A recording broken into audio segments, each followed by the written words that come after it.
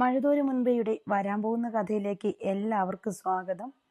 രോഹിത് എറണാകുളത്തേക്ക് വരുന്നത് പ്രമാണിച്ച് രേവതിക്കുട്ടിയും അലീനയും ബസ് സ്റ്റേഷനിൽ ചെന്ന് കാത്തു നിൽക്കാൻ തീരുമാനിച്ചപ്പോൾ ഗ്രേസമ്മ പറഞ്ഞു, അവനൊരാണല്ലേ, ഇങ്ങോട്ടുള്ള വഴിയും അറിയാമല്ലോ. നിങ്ങൾ രണ്ട് പെൺകുട്ടികൾ ബസ് സ്റ്റാൻഡിൽ പോയി നിൽക്കേണ്ട കാര്യമുണ്ടോ? ആൻറ്റി, അത്രയും നേരം കൂടി അവനെ കാണാമല്ലോ. ബസ് സ്റ്റാൻഡിൽ നിന്ന് ഇവിടെ എത്തുന്നവരെ വർത്തമാനവും പറയാം. അല്ലെങ്കിലും ബസ് സ്റ്റാൻഡിൽ പോയി കാത്തു നിന്ന് സ്വീകരിച്ചുകൊണ്ട് വരുന്നതൊക്കെ ഒരു സന്തോഷമല്ലേ ആൻറ്റി, അലീന പറഞ്ഞു. എങ്ങനെ പോകും നിങ്ങൾ? ഒരു ഓട്ടോ പിടിച്ചു പോയിക്കോളാം ആൻറ്റി. പക്ഷെ അവർ പോകാൻ ഇറങ്ങിയപ്പോഴേക്കും മാമച്ചന് കാർ ഇറക്കി കഴിഞ്ഞു. ഗ്രേസമ്മയുടെ നിർദ്ദേശപ്രകാരമായിരുന്നു അത്. കലൂർ ബസ് സ്റ്റാൻഡിൽ അവർ കാത്തു കിടന്നു. രോഹിത് എത്താറായി എന്ന് മൊബൈൽ ഫോണിൽ അലീനയെ വിളിച്ചറിയിച്ചിരുന്നു. 1/4 മണിക്കൂറിനുള്ളിൽ ബസ് എത്തി. രോഹിത്തിനെ കണ്ട് അലീനയും രേവതിക്കുട്ടിയും കാറിൽ നിന്നും ഇറങ്ങി അവൻ്റെ അടുത്തേക്ക് ചെന്നു. അലീനയെ കണ്ടതും രോഹിത്തിന്റെ മുഖം സന്തോഷത്താൽ പ്രഫുല്ലമായി. അലീന മുൻപോട്ട് ചെന്ന് രോഹിത്തിന് കൈ കൊടുത്തു. അലീന പുഞ്ചിരിയോടെ അവന്റെ മുഖത്തേക്ക് കണ്ണിമയ്ക്കാതെ നോക്കി നിന്നു. അവൾക്ക് അവനോടുള്ള സ്നേഹവും കണ്ടപ്പോഴത്തെ സന്തോഷവുമെല്ലാം അവളുടെ മുഖഭാവത്തിൽ പ്രകടമായിരുന്നു. ഹലോ, ആ കൈയൊന്നു വിട്ടിട്ട് നമുക്കും കൂടി ഒരു കൈ തരണേ. പാവപ്പെട്ടവളാണേ. രേവതിക്കുട്ടി തന്റെ സാന്നിധ്യം അവരെ ഓർമ്മപ്പെടുത്തി. നിനക്കൊരു കൈ തരാനും കൂടി വേണ്ടിയാ ഞാൻ മെനക്കെട്ട് വന്നത് തന്നെ. രേവതിക്കുട്ടിക്ക് ഷേഹാൻഡ് നൽകിക്കൊണ്ട് രോഹിത് പറഞ്ഞു. 3 പേരും കാറിൽ വന്നു കയറി. ഞാനെന്താ ഡ്രൈവറാണോ? 3 പേരും പിൻസീറ്റിൽ കയറിയത് കൊണ്ട് മാമച്ചൻ ചോദിച്ചു. സോറി അങ്കിളെ, മറന്നുപോയി. ഇവരാങ്ങളെയും പെങ്ങളും കൂടി ഇരുന്ന് കൊഞ്ചട്ടെ അല്ലേ? രേവതിക്കുട്ടി ഇറങ്ങി വന്ന് മുൻസീറ്റിൽ കയറിയിരുന്നു. എന്തൊക്കെയുണ്ടടാ മോനെ വിശേഷങ്ങൾ? പറയ്, നിന്നെ കണ്ടിട്ട് ഒരുപാട് നാളായതുപോലെ തോന്നുക. അലീന രോഹിത്തിന്റെ കൈ പിടിച്ചു. എന്തൊക്കെയുണ്ടടാ മോനെ വിശേഷങ്ങൾ? പറയ്, നിന്നെ കണ്ടിട്ട് ഒരുപാട് നാളായതുപോലെ തോന്നുക. അമ്മയും ബബിതയും കൊല്ലപ്പള്ളിയിൽ നിന്ന് തിരിച്ചു വന്നോ? അച്ഛൻ എന്തു പറഞ്ഞയച്ചു? ഇപ്പം കൃഷ്ണമോൾ ഒറ്റയ്ക്കേ ഉള്ളൂ വീട്ടിൽ. നീ വല്ലതും കഴിച്ചിട്ടാണോ പോന്നേ? ഇവിടെ എത്തിയെന്ന് അച്ഛനെ വിളിച്ച് പറഞ്ഞോ? അലീന തുടരെ ചോദ്യങ്ങൾ ചോദിച്ചുകൊണ്ടേയിരുന്നു.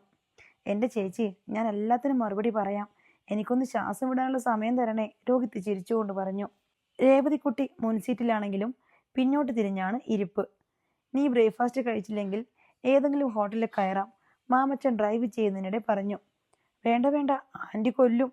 രോഹിത്തേട്ടൻ വരുമെന്ന് പറഞ്ഞ് അലീന ചേച്ചി ചിക്കനോ മട്ടനോ എന്തൊക്കെയോ ആൻറ്റിയെ കൊണ്ട് വാങ്ങിപ്പിച്ച് ശരിയാക്കി വെച്ചിരിക്കുക. അത് പിന്നെ ആര് കഴിക്കും? രേവതിക്കുട്ടി ചോദിച്ചു.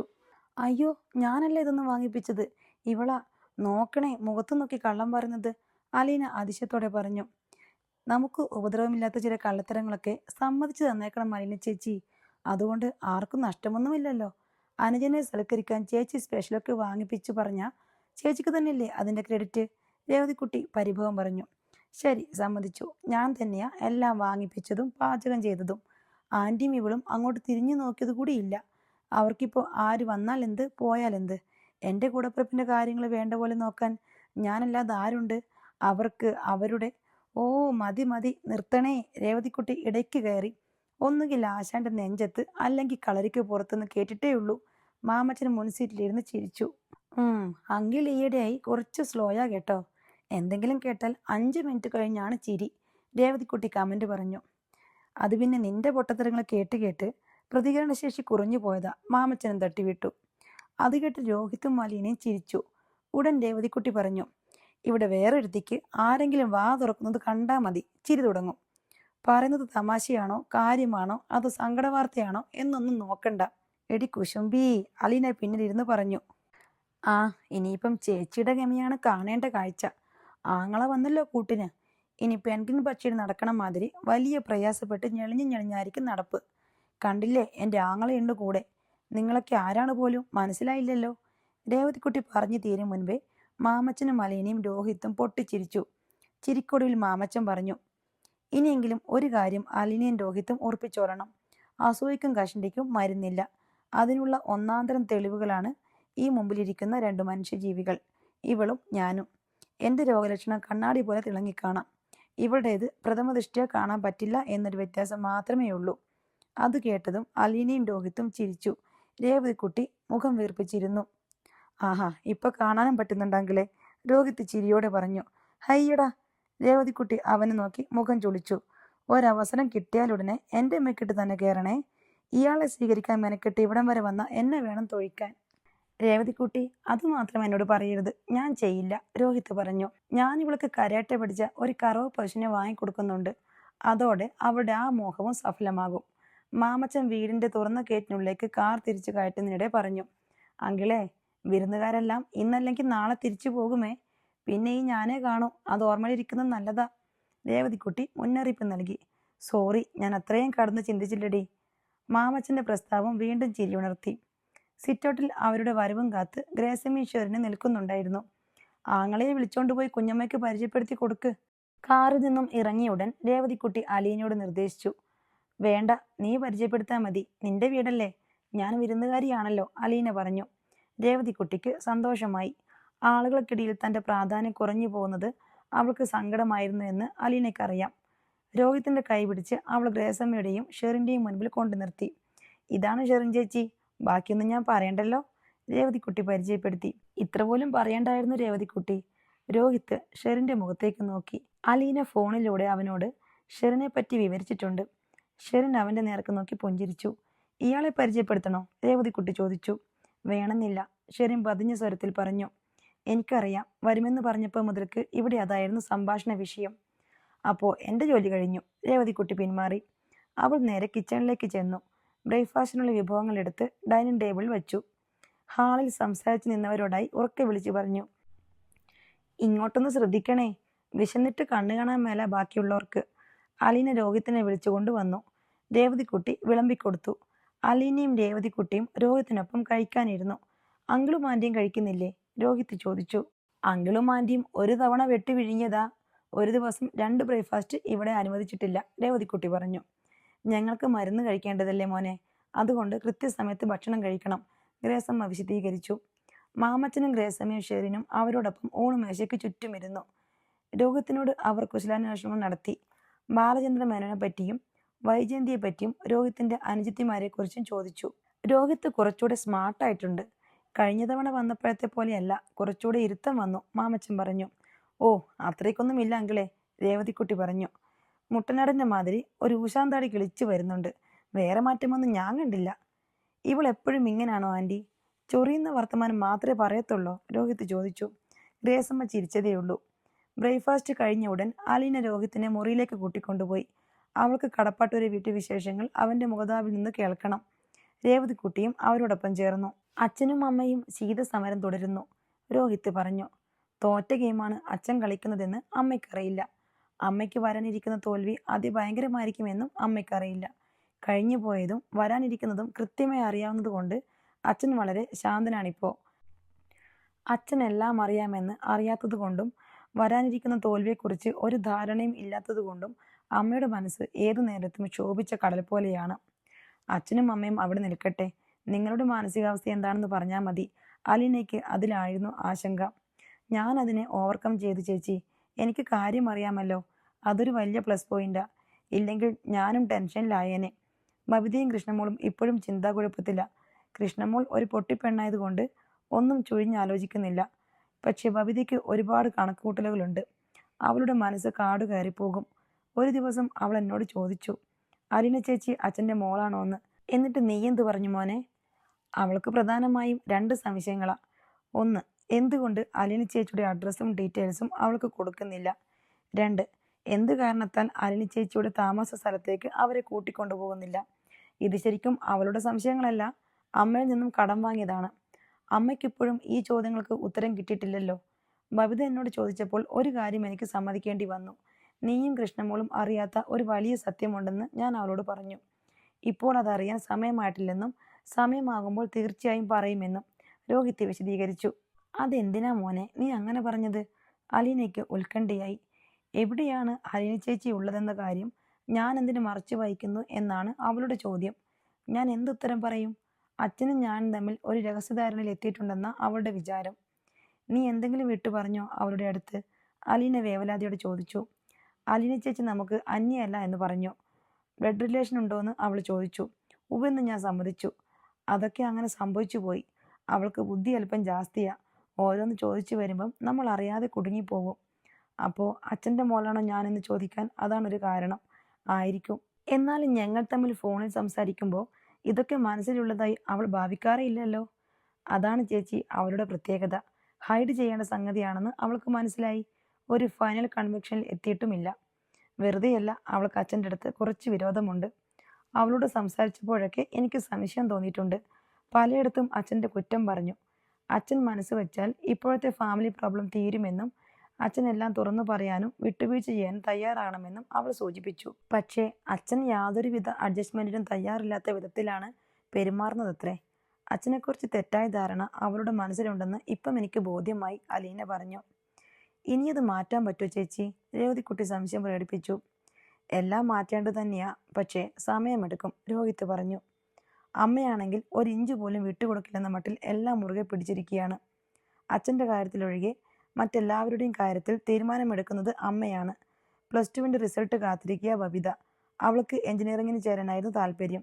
അച്ഛനും ഞാനും അതുതന്നെയാണ് പറഞ്ഞത്. പക്ഷേ അമ്മ കൽപ്പിച്ചു ഡിഗ്രിക്ക് ചേർന്നാൽ മതിയെന്ന്. ബബിതയ്ക്ക് ആദ്യം അതിനോട് എതിർപ്പായിരുന്നു. പിന്നെ എങ്ങനെ അമ്മ അവളെ കൊണ്ട് സമ്മതിപ്പിച്ചു എന്ന് എനിക്കറിയില്ല.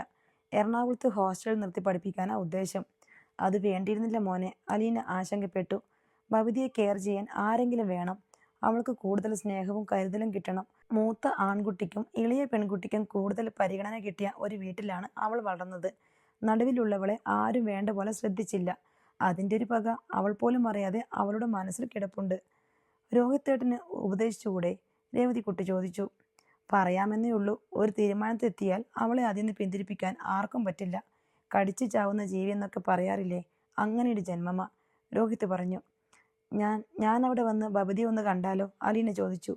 അതാ നല്ലത്, രേവതിക്കുട്ടി ശരിവെച്ചു. ചേച്ചി പറഞ്ഞത് നല്ല കാര്യമാണ്. പക്ഷേ ആ ഒറ്റ കാരണം കൊണ്ട് അമ്മ അവിടെ ഒരു കൊടുങ്കാറ്റ് സൃഷ്ടിക്കും, രോഹിത് മുന്നറിയിപ്പ് നൽകി. അപ്പോഴേക്കും മാമച്ചൻ അവിടേക്ക് വന്നു. ഹലോ, ഇവിടെന്താണ് കലാപരിപാടി? ചോദ്യം കേട്ട് 3 പേരും വാതുക്കലേക്ക് നോക്കി. 3 പേരും എഴുന്നേറ്റു. ഇന്നത്തെ പ്രോഗ്രാം ഒന്ന് പറഞ്ഞേക്ക്, അത് കിട്ടിയിട്ട് വേണം ചാർട്ട് ചെയ്യാൻ, മാമച്ചൻ പറഞ്ഞു. അങ്കിളെ, ഉച്ചയൂണ് കഴിഞ്ഞ് നമ്മൾ സ്റ്റാർട്ട് ചെയ്യുന്നു. ആദ്യം ഷോപ്പിംഗ്, പിന്നെ ബീച്ച്, അത് കഴിഞ്ഞ് അല്പനേരം പാർക്ക്, ഒടുവിൽ സെക്കൻഡ് ഷോ സിനിമയും തട്ടുകടയിൽ നിന്ന് ദോശയും ചിക്കൻ ഫ്രൈയും. ഇന്നത്തെ പ്രോഗ്രാം ഇത്ര മതി, നാളത്തെ പറയണോ? രേവതിക്കുട്ടി ചോദ്യഭാവത്തിൽ മാമച്ചനെ നോക്കി. മാമച്ചൻ ജന്മം പാഴായ മട്ടിൽ നിന്നു. ഇതേ സമയം സ്റ്റാൻലിയുടെ വീട്ടിൽ മുറ്റവും കടന്ന് ജീപ്പ് കാർപോർച്ചിനടുത്തേക്ക് പാഞ്ഞു കയറി. രണ്ടും കൽപ്പിച്ചുള്ള വരവാണെന്ന് സ്റ്റാൻലിക്ക് മനസ്സിലായി. സംഘം ചേർന്നാണ് എത്തിയിരിക്കുന്നത്. ഡ്രൈവിംഗ് സീറ്റിൽ നിന്ന് ഔസേപ്പച്ചൻ ആദ്യം ഇറങ്ങി. പുറകെ ആൽബർട്ടും റോബർട്ടും. ഔതക്കുട്ടിച്ചായൻ ഏറ്റവും ഒടുവിലാണ് ഇറങ്ങിയത്. സ്റ്റാൻലി ജനാലവിരി വലിച്ചിട്ടു. ആലോചനയോടെ മുറിയിലൂടെ 2 ചാൽ നടന്നു. വെളിയിൽ നായ്ക്കളുടെ ഗർജനം കേൾക്കാമായിരുന്നു. സ്റ്റാൻലി പൂമുഖത്തേക്ക് ചെന്നു. ആൻ്റപ്പൻ നായ്ക്കളെ മെരുക്കി തിരിച്ചയച്ചിരിക്കുന്നു. സിറ്റൗട്ടിലേക്ക് കയറി നിൽക്കുകയാണ് ഔതക്കുട്ടിച്ചായനും 3 ആൺമക്കളും. സ്റ്റാൻലി അവരെ അകത്തേക്ക് ക്ഷണിച്ചു. എല്ലാവരും ഹാളിലെ സോഫയിൽ ചെന്നിരുന്നു. ഇതെന്താണ് അപ്പച്ചനും പ്രിയപ്പെട്ട മക്കളും കൂടി ഒരു മുന്നറിയിപ്പുമില്ലാതെ? മിന്നൽ പരിശോധനയ്ക്ക് വന്നതാണോ? സ്റ്റാൻലി സ്വതസിദ്ധമായ പരുക്കൻ സ്വരത്തിൽ ചോദിച്ചു. ഒരുപാട് നാളായില്ലേ ഈ വഴി വന്നിട്ട്, എല്ലാം ഒന്ന് കണ്ടുകേട്ട് പോകാമെന്ന് വെച്ച് വന്നതാ, റോബർട്ട് പറഞ്ഞു. അതെന്നാ വർത്തമാനം റോബിച്ച? ഔസേപ്പച്ചൻ ദേഷ്യം വന്നു. നമ്മൾ റാണിയെ വിളിച്ചോണ്ട് പോകാൻ വന്നതല്ലേ, പിന്നെന്തിനാ ഒരുമാതിരി അഴകൊഴാന്നൊക്കെ പറയുന്നേ? റാണിയെ കാണാതെ തറവാട്ടിലാർക്കും ഉറങ്ങാൻ പറ്റുന്നില്ലേ? സ്റ്റാൻലി ചോദിച്ചു. പെൺകുട്ടികൾ നിൽക്കേണ്ടടുത്ത് നിൽക്കണം, ഇല്ലെങ്കിൽ ശരിയാവത്തില്ല, ഔസേപ്പച്ചൻ പറഞ്ഞു. ഒരു ഫോൺ ചെയ്തിട്ട് വേണ്ടേ വരാൻ? റാണി ഇവിടെ ഇല്ല. എവിടെ പോയി? ആൽബർട്ട് ഉദ്യോഗഭരിതനായി. അവളിപ്പോൾ എറണാകുളത്താ. എറണാകുളത്ത് എവിടെ? മാമച്ചൻ്റെ വീട്ടിൽ. ആരോട് ചോദിച്ചിട്ടാ എറണാകുളത്ത് വിട്ടത്? ഞങ്ങളോടൊരു വാക്ക് ചോദിച്ചോ ലാലിച്ചൻ? ഔസേപ്പച്ചൻ്റെ ഒച്ച ഉയർന്നു. പതുക്കെ, സ്റ്റാൻലി കൈകാട്ടി വിലക്കി. എനിക്ക് നല്ല പോലെ ചെവി കേൾക്കാം. നിങ്ങൾക്ക് ദേഷ്യപ്പെടാനും ഒച്ചയെടുക്കാനുമുള്ള സ്ഥലം ഇതല്ല. ഞങ്ങളോട് ചോദിക്കാതെ ലാലിച്ചാൻ അത് ചെയ്യരുതായിരുന്നു. ആരാ അവിടെ ലോക്കൽ ഗാർഡിയൻ? അപ്പച്ചനോടെങ്കിലും ഒരു വാക്ക് ചോദിച്ചോ? ഔസേപ്പച്ചൻ അമർഷം പൂണ്ടു. കുറേ കാലമായിട്ട് അപ്പച്ചൻ്റെ ലോക്കൽ ഗാർഡിയൻ ഞാനാ, അതുകൊണ്ടാ ചോദിക്കാഞ്ഞത്. അല്ലെങ്കിലും ഈ ചോദ്യവും പറച്ചിലും ഒന്നും നമ്മൾ തമ്മിൽ പണ്ടേ ഇല്ലല്ലോ. ഉണ്ടായിരുന്നെങ്കിൽ റാണിയെ സംബന്ധിച്ച പ്രധാനപ്പെട്ട വിവരങ്ങളെല്ലാം ഞാനും അറിയുമായിരുന്നു, ഇല്ലേ? ഔതക്കുട്ടിച്ചാനും മക്കളും പരസ്പരം നോക്കി. അപ്പോൾ ഔസേപ്പച്ചൻ ചോദിച്ചു. അതെന്തിനാ അവരോടൊപ്പം അയച്ചത്? എന്ത് വിശ്വസിച്ചാ? അവർ നമ്മുടെ ആരാ? അവളെ ഇങ്ങനൊരു അവസ്ഥയിൽ വല്ല വീട്ടിലും കൊണ്ടുപോയി താമസിപ്പിക്കുന്നത് ശരിയാണോ ലാലിച്ച? ഔസേപ്പച്ച, റാണി പ്രസവിച്ച കുഞ്ഞിൻ്റെ അപ്പൻ്റെ വീട്ടിലേക്കാ അവളെ അയച്ചിരിക്കുന്നത്. അവൾക്ക് അവരെ ഇഷ്ടമാണ്. അവർക്ക് അവളോടും അങ്ങനെ തന്നെയാ. ഒറ്റയ്ക്കല്ല അവളെ അയച്ചത്, എൻ്റെ മകളുണ്ട് അവളോടൊപ്പം. അവൾ എന്നെക്കാളും നിങ്ങളെക്കാളും നല്ല കാര്യപ്രവൃത്തി ഉള്ളവളാണ്. പിന്നെ റാണിയുടെ അവസ്ഥ. കൊട്ടാരമറ്റം തറവാട്ടിൽ കഴിഞ്ഞിരുന്നതിനേക്കാൾ വളരെയധികം മെച്ചമായിട്ടുണ്ട് അവളുടെ ഇപ്പോഴത്തെ മാനസികാവസ്ഥ. അടച്ചുപൂട്ടിയ മുറിയിൽ നിന്ന് പുറത്തിറങ്ങി കാറ്റും വെളിച്ചവും ഏൽക്കുകയും മനുഷ്യരെ കാണുകയും ഇടപെടുകയും മറ്റുള്ളവരുടെ സ്നേഹം അനുഭവിക്കുകയും ചെയ്താൽ മാറാവുന്നതേ ഉള്ളൂ അവളുടെ രോഗമെന്ന് എൻ്റെ മകൾ എനിക്ക് കാട്ടിത്തന്നു. ഇഷ്ടമുള്ളവരോടൊപ്പം കഴിയുമ്പോൾ അവൾക്ക് ഇനിയും മാറ്റം വരും. അവൾക്ക് ഏറ്റവും ഇഷ്ടമുള്ള അവളുടെ കുഞ്ഞിനെ കൂടി ഏൽപ്പിച്ചു കൊടുക്കുമ്പോൾ അവൾ നിങ്ങളെക്കാൾ നോർമലാകും. അവൾക്ക് എന്തെങ്കിലും സംഭവിച്ചാൽ അതിൻ്റെ പൂർണ്ണ ഉത്തരവാദിത്വം ലാലിച്ചനായിരിക്കുമേ. ആൽബർട്ട് മുന്നറിയിപ്പ് നൽകി. വേറെ വല്ലതും പറയാനുണ്ടോടാ നിനക്ക്? ലാലിച്ചൻ മേരിക്കുട്ടി ചേച്ചിയെ വിളിച്ചിരുന്നോ? ഔസേപ്പച്ചൻ ഒന്നും അറിയാത്തതുപോലെ ചോദിച്ചു. നീ ഫോൺ നമ്പർ തെറ്റിച്ചു തന്നാൽ ഞാൻ തോറ്റു പിന്മാറുമെന്ന് വിചാരിച്ചോ? തെണ്ടിത്തരമല്ലേ ഔസേപ്പച്ച നീ എൻ്റെ അടുത്ത് കാണിച്ചത്? ലാലിച്ചായ, നമ്മുടെ തറവാടിൻ്റെ നന്മയ്ക്ക് വേണ്ടിയാ. പക്ഷെ ലാലിച്ചായൻ തറവാടിൻ്റെ മുഖത്ത് കരിവേരി തേക്കാനാ നോക്കുന്നത്. റാണിയുടെ കൊച്ചിനെ തിരിച്ചു കിട്ടിയിട്ട് നമ്മൾ എന്ത് ചെയ്യാനാ? ആരതിനെ വളർത്തും? അതിൻ്റെ ഭാവി എന്താകും? റാണിക്ക് ആ കൊച്ചിനെ വെച്ചോണ്ട് വേറൊരു കല്യാണം ഒത്തു വരുമോ? ലാലിച്ചായൻ ഇത് വല്ലതും ആലോചിച്ചോ? ലാലിച്ചായൻ്റെ മോള് കാള പെട്ടെന്ന് പറഞ്ഞാലുടനെ ലാലിച്ചായൻ കയറുമെടുത്ത് ഇറങ്ങരുത്. പ്രശ്നത്തിൻ്റെ നാനാവശങ്ങളും ആലോചിക്കണം. ലാലിച്ചായൻ ആ കുഞ്ഞിൻ്റെ കേസ് വിട്ടുകളയണം. കുടുംബത്തിൻ്റെ ഗുണത്തിന് വേണ്ടിയാ ഞാൻ പറയുന്നേ. ഒരു തെറ്റും ചെയ്യാത്ത മേരിക്കുട്ടി ചേച്ചിയെ വെറുതെ ഇതിലേക്ക് വലിച്ചിഴിക്കരുത്. ഔസേപ്പച്ചൻ തൻ്റെതായ നയത്തിലും മയത്തിലും സ്റ്റാൻലിയെ ഉപദേശിച്ചു നോക്കി. കുടുംബത്തിന് ഒരത്യാവശ്യം വന്നപ്പം സഹായിച്ചു എന്നൊരു മണ്ടത്തരം മാത്രമേ മേരിക്കുട്ടി ചേച്ചി കാണിച്ചിട്ടുള്ളൂ. അതും ആരെയും ദ്രോഹിച്ചോണ്ടല്ല. റാണിയുടെ കുഞ്ഞിനെ അവളിൽ നിന്ന് വേർപെടുത്താൻ കൂട്ടുന്നതാണോടാ മേരിക്കുട്ടി ചേച്ചി ചെയ്ത മഹനീയ കൃത്യം? സ്റ്റാൻലി ദേഷ്യപ്പെട്ടു. ആർക്ക് വേണ്ടിയാ? നമ്മുടെ കുടുംബത്തിന് വേണ്ടി, റാണിമോളുടെ നന്മയ്ക്ക് വേണ്ടി. ഇതാണോടാ റാണിമോളുടെ നന്മ? ഇപ്പോൾ ആ കുട്ടിയെ തിരിച്ചു കൊടുക്കുന്നതാണ് അവളോട് കാണിക്കാവുന്ന ഏറ്റവും വലിയ കാരുണ്യം. അതിന് മേരിക്കുട്ടി തയ്യാറാവുന്നില്ലെങ്കിൽ ഒരു പ്രശ്നമില്ല, സ്റ്റാൻലി മറുന്യായം പറഞ്ഞു. തിരിച്ചു കിട്ടില്ല ലാലിച്ചായ, അത് ഉറപ്പിച്ചോ? ആൽബർട്ട് പറഞ്ഞു. ഞാനൊന്ന് ശ്രമിച്ചു നോക്കട്ടെ കിട്ടുമോന്ന്. ഞങ്ങൾക്ക് പറയാനുള്ളതെല്ലാം പറഞ്ഞു. ഇനി ലാലിച്ചാൻ ഇഷ്ടം പോലെ ചെയ്തോ. ഔസേപ്പച്ചൻ സംഭാഷണം അവസാനിപ്പിച്ചു. സ്റ്റാൻലിയും എറണാകുളത്തിന് പോകുവാൻ തീരുമാനിച്ചു. സെൽഫോണിലൂടെ വഴി പറഞ്ഞു കൊടുത്തുകൊണ്ട് രേവതിക്കുട്ടി ഗേറ്റിന് മുമ്പിൽ തന്നെ നിന്നു. അലീന ഗേറ്റ് മലർക്കെ തുറന്നിട്ടു. അല്പം കഴിഞ്ഞപ്പോൾ സ്റ്റാൻലിയുടെ കാർ വരുന്നത് കാണാനായി. അകത്തേക്ക് കയറിപ്പോയിക്കൊള്ളാൻ രേവതി കൈകാട്ടി. കാർ പോർച്ചിനരികെ നിർത്തി. സ്റ്റാൻലി ഇറങ്ങി. വീടും ചുറ്റുപാടുകളും ഒന്ന് നോക്കി. അപ്പോഴേക്കും അലീന വന്ന് പപ്പയുടെ കൈ പിടിച്ചു. അയാളെ അടിമുടി നോക്കിയിട്ട് പറഞ്ഞു, പപ്പയുടെ മുഖത്ത് ക്ഷീണമുണ്ടല്ലോ. ഞാനില്ലാതിരുന്നതിൻ്റെ വല്ലായ്മ മുഖത്ത് കാണാനുണ്ട്. മകളുടെ പുഞ്ചിരിയും തന്നെ വീണ്ടും കണ്ടപ്പോൾ അവളുടെ മുഖത്തുദിച്ച സന്തോഷവും അയാളെ ആനന്ദിപ്പിച്ചു. അലീന പപ്പയുടെ കൈ പിടിച്ച് സിറ്റൗട്ടിലേക്ക് കൊണ്ടുപോയി. അവിടെ മാമച്ചനും ഷെറിനും കാത്തു നിന്നിരുന്നു. ഗേറ്റ് അടച്ചിട്ട് അല്പസമയത്തിനുള്ളിൽ രേവതിക്കുട്ടിയും എത്തി. കുശലാന്വേഷണങ്ങൾ, ചായ സൽക്കാരം, ഒന്നിനു പുറകെ ഒന്നായി അതെല്ലാം നടന്നു. സ്റ്റാൻലി അലീനയും ഷെറിനെയും തിരികെ കൊണ്ടുപോകാൻ എത്തിയതാണ്. ഷെറിൻ്റെ മോളെക്കുറിച്ചുള്ള അന്വേഷണം എവിടെ വരെ എത്തിയെന്നറിയാൻ മാമച്ചനും ഗ്രേസമ്മയ്ക്കും അത്യധികം ആകാംക്ഷയുണ്ടായിരുന്നു. ഞാൻ ആദ്യം വിളിച്ചപ്പോൾ മേരിക്കുട്ടി പറഞ്ഞു കുട്ടി മരിച്ചുപോയി എന്ന്. ഇന്നലെ ഞാൻ വീണ്ടും വിളിച്ചു. അപ്പോൾ പറയുന്നു കുട്ടിയെ മക്കളില്ലാത്ത ഏതോ ദമ്പതികൾ അഡോപ്റ്റ് ചെയ്തെന്ന്. അഡോപ്റ്റ് ചെയ്തവരുടെ അഡ്രസ്സ് തരാൻ പറ്റില്ലത്രേ. അഡോപ്ഷൻ ഡീഡിൽ അതിന് വ്യവസ്ഥയില്ലെന്നാണ് പറയുന്നത്. സ്റ്റാൻലി വെളിപ്പെടുത്തി. മാമച്ചൻ്റെയും ഗ്രേസമ്മയുടെയും മുഖം മ്ലാനമായി. ഇതൊന്നും ശരിയാണെന്ന് എനിക്ക് തോന്നുന്നില്ല, അലീന പറഞ്ഞു.